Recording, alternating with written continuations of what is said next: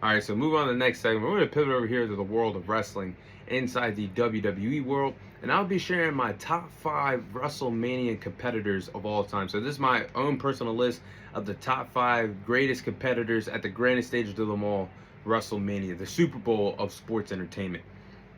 So wrestler number one would have to obviously be the dead man, The Undertaker. Now, The Undertaker will always be known as the best WrestleMania competitor of all time. A total of 27 appearances at the grand stage of the Mall WrestleMania, having 27 matches in his illustrious WWE Hall of Fame career.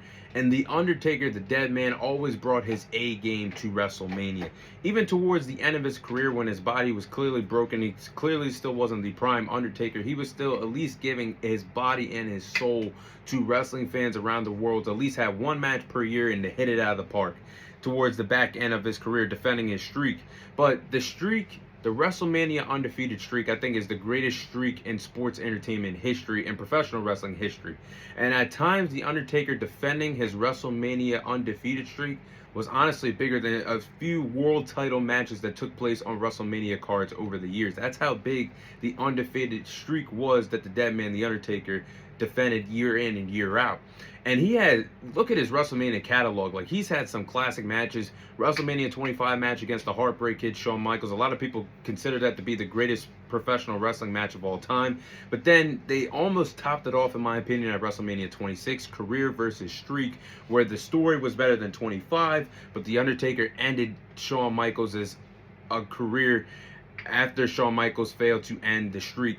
Then you look at his matches with Triple H at WrestleMania 27, WrestleMania 28, absolute bangers, especially that end of an era Hell in a Cell match.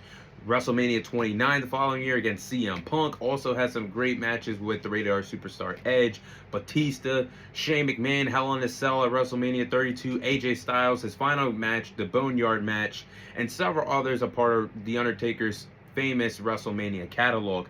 But still to this day, I don't believe that the WrestleMania streak should have ended, and I felt like if the streak was ever going to end, the perfect wrestlers to do it would have been Roman Reigns or Bray Wyatt, up and coming wrestlers at the time. But Vince McMahon picked Brock Lesnar, a handmade man already, to end the streak. And this is still one of my biggest conspiracies of all time in wrestling.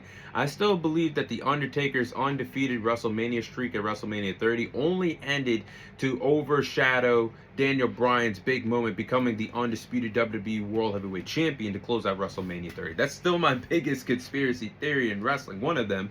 But yeah, man, I think the Undertaker is the best wrestler in WrestleMania history, based off of everything that he did. 27 appearances, an undefeated and unmatched WrestleMania catalog. You gotta consider him number one. But there's someone that is pushing very strong at number two, and I would put the Heartbreak Kid, Shawn Michaels, here. Now, I think Shawn Michaels is the second best WrestleMania competitor, slightly behind The Undertaker, but Mr. WrestleMania, the Heartbreak Kid, definitely earned that nickname over the years. Mr. WrestleMania was definitely a nickname that he earned, and Shawn Michaels always shined at the grandest stage of them all, WrestleMania, and you expected that from the greatest in-ring wrestler, in my opinion, of all time. I mean, the man can have 5-star classic with a broom and a dustpan, and someone like myself that has no experience in the business.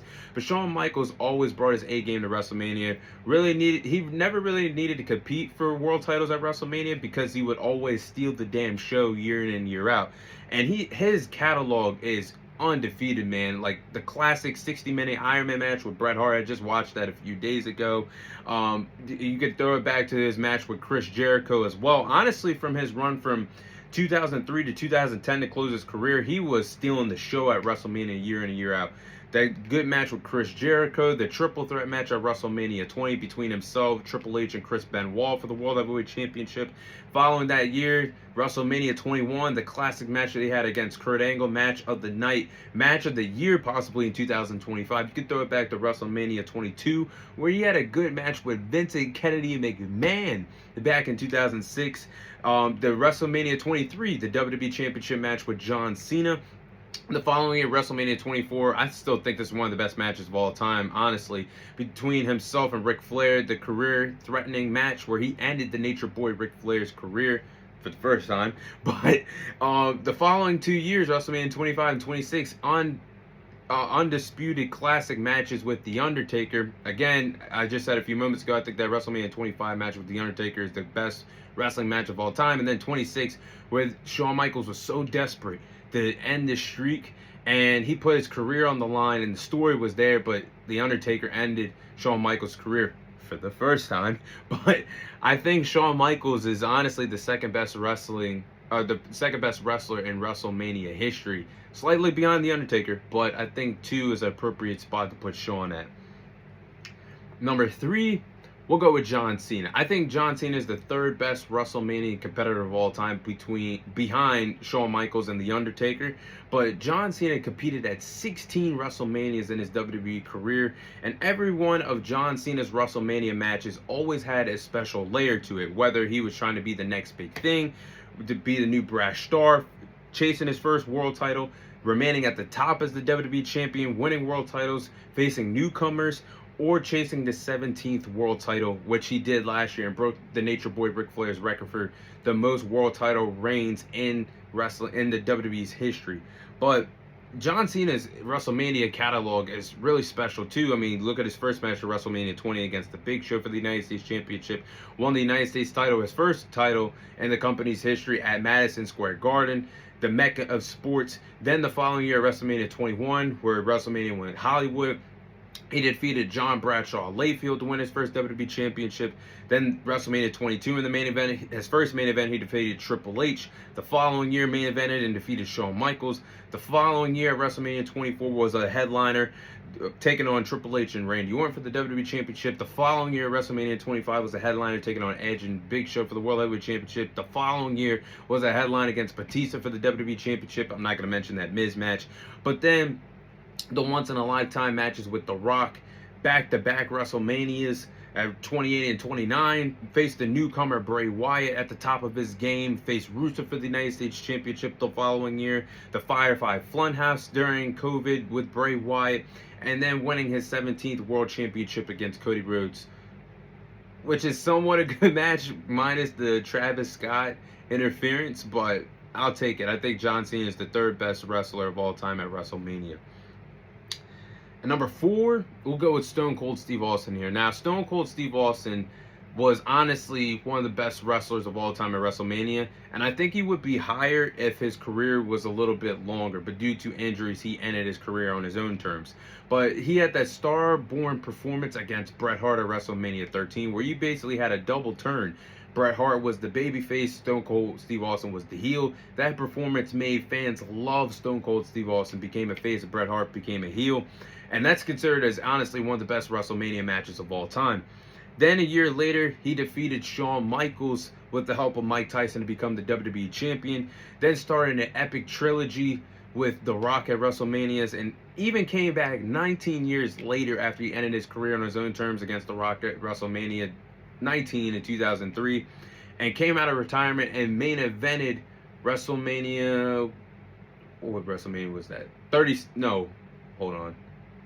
37, 38 night 1 against Kevin Owens. But yeah, Stone Cold Steve Austin, man, if the injuries never caught up to him, I don't think he would have had to end his career early.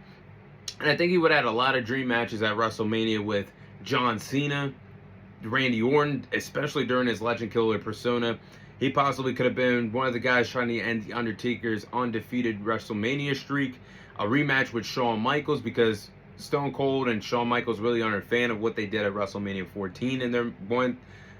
Actually, that was the only time they ever faced off. Their one-time match in their wrestling careers, or could have faced Brock Lesnar. So there was a lot left on the table for Stone Cold, but he walked away due to the injuries and his body couldn't take much longer. But I still believe he's the 4th best wrestler of all time at WrestleMania. And at number 5, it was a toss-up to me. I could have went with The Rock, who would have went with Triple H. I honestly could have went with Roman Reigns, the way how he's built up his WrestleMania catalog. 5, I'll go with Hulk Hogan. Now, I don't like Hulk Hogan. I never liked him really, but I pay my respects in a wrestling way since he passed away last year. But without Hulk Hogan, WWE or WrestleMania would not exist. And so I have to put Hulk Hogan at number 5 here, because he did appear in the first 9 WrestleManias. I think he competed in the first 8 of them and had an appearance for 1 year. So he appeared in the first 9 WrestleManias. And he had a lot of strong moments at WrestleMania. A strong moment where he body slammed Andre the Giant. He had a match with Randy Savage, had a match with the Ultimate Warrior, Sergeant Slaughter, Yokozuna, The Rock. I think that match between himself and The Rock is a top 5 WrestleMania match of all time. Hollywood Hogan versus The Rock and Mr. McMahon. So the Hulk Hogan has always shined at WrestleMania, and due to his superstar stardom, there would be no WWE, there would be no WrestleMania without Hulk Hogan. So I think it's appropriate to put him at the 5th spot. But those are my top 5 WrestleMania competitors of all time in wrestling history.